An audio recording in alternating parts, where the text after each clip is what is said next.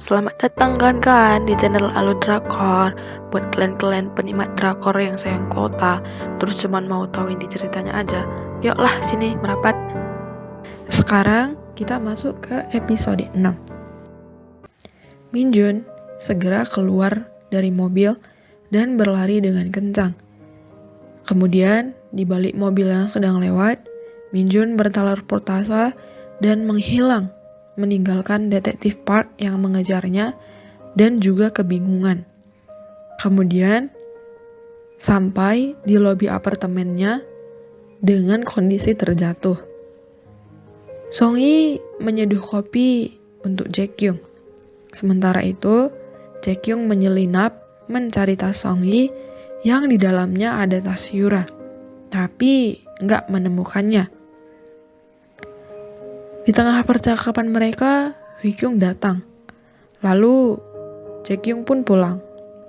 Di ruang CCTV apartemen, Minjun melihat di salah satu kamera kalau Jae Kyung sedang di lift dan menatap tajam pada kamera CCTV di sana.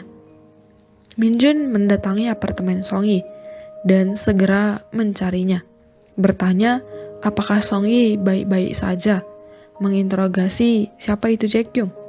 Tapi Song Yi kesal dan malah mengusir Minjun beserta Hae Kyung secara bersamaan. Hui Kyung kesal pada Minjun dan mendeklarasikan bahwa Song Yi adalah miliknya. Dirinya sudah mengenal Song Yi sejak SMP dan akan segera menjadi kekasih Song Yi. Minjun lalu mengatakan pada Hui Kyung, dia harus mengembalikan karet gelang Song Yi yang tertinggal di apartemen, agar membuat Hui Kyung kesal.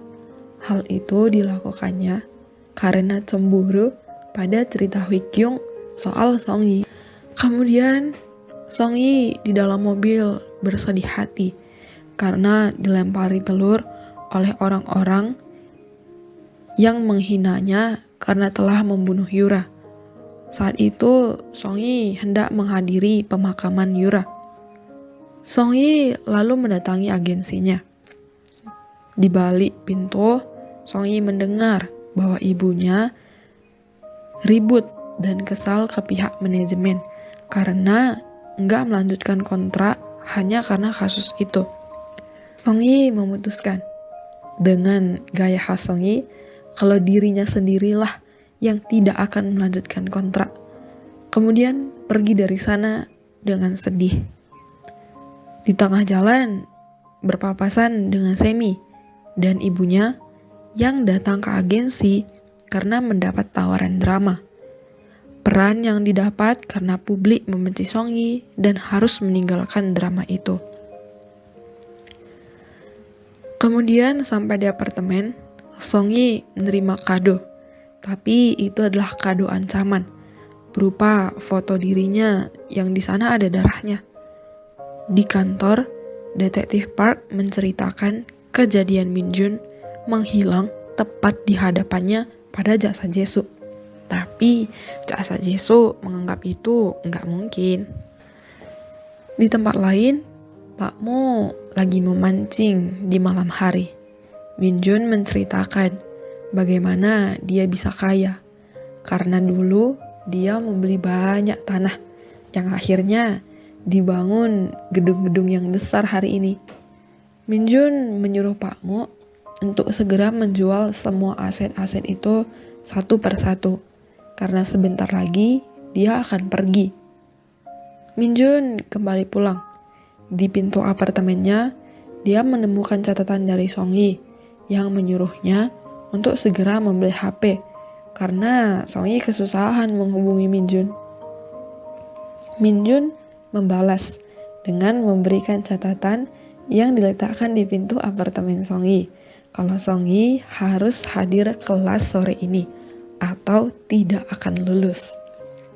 Akhirnya Song Yi berangkat ke kampus dengan gaya khas Song Yi. Sampai di parkiran, dengan sengaja salah satu wartawan menabrakkan mobilnya pada mobil Song Yi dan segera menyuruh Song Yi keluar untuk bertanggung jawab. Tapi Semakin banyak wartawan yang datang, hingga akhirnya Song Yi terjebak di dalam mobil. Min Jun yang melihat hal itu dengan kekuatan supernya dari kelas segera mendatangi kerumunan itu. Min Jun memarahi wartawan itu dan akan menuntut mereka jika enggak pergi sekarang dan jika masih tetap merekam. Lalu mengajak Song Yi untuk keluar. Song Yi perlahan keluar dan segera mengajak Min Jun yang di depan para wartawan itu diakuinya sebagai manajernya. Min Jun mengajak Song Yi ke museum. Song Yi terus mengomel, kenapa diajak ke museum? Dia nggak suka. Tapi sampai tatapannya tertuju pada suatu benda. Di kamar jasa Jeso, yang adalah kakak dari Semi menemukan foto dari rekaman CCTV Min Jun di atas kapal. Lalu teringat sesuatu. Semi teringat saat Song Yi hampir kecelakaan dulu. Semi melihat orang yang menolong Song Yi yang sempat difotonya dan wajah mereka sangat mirip. Di lain tempat, Hui Kyung menyiapkan hadiah yang norak untuk ulang tahun Song Yi.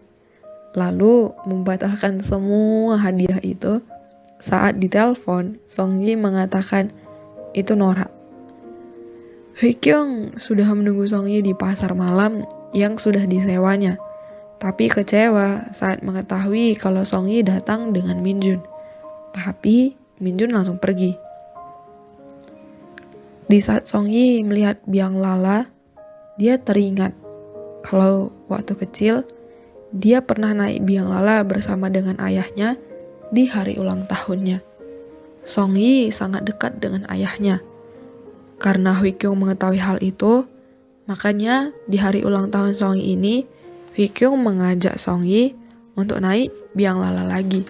Dari jauh, Min Jun dapat melihat dan mendengar Song Yi dan Hui Kyung yang ada di biang lala. Lalu teringat saat di museum tadi, Song Yi tertarik pada suatu benda. Song Yi merasa ada perasaan yang aneh saat melihat benda itu. Hal itu membawa Min Jun mengenang masa lalunya. Saat dia kabur dari kediaman keluarga Ihwa malam itu, Min Jun sangat lemah. Karena itu, Ihwa tidak bisa mengorbankan Min Jun dan menyuruh Min Jun pergi. Lalu mengucapkan kata-kata perpisahan dan memberi suatu benda sebagai hadiah perpisahan. Benda yang dilihat oleh Song Yi di museum tadi. Saat penjaga-penjaga itu menemukan mereka dan hendak memanahkan panahnya, Ihwa melindungi Min Jun yang gak bisa menggunakan kekuatannya saat itu. Lalu Ihwa mati tepat di hadapan Min Jun, dan itu membuat Min Jun terluka dan trauma. Di dalam biang lala, Hui Kyung menyatakan perasaannya untuk yang kesekian kalinya pada Song Yi dan melamar Song Yi. Dia akan melindungi Song Yi dan Song Yi bisa melakukan apapun yang dia mau. Min Jun mendengar itu semua di bawah sana. Saat Song Yi ingin menjawab lamaran Hui Kyung itu, Min Jun menghentikan waktu karena dia takut mendengar kalau Song Yi menjawab iya pada lamaran Hui Kyung. Lalu Min Jun segera pergi.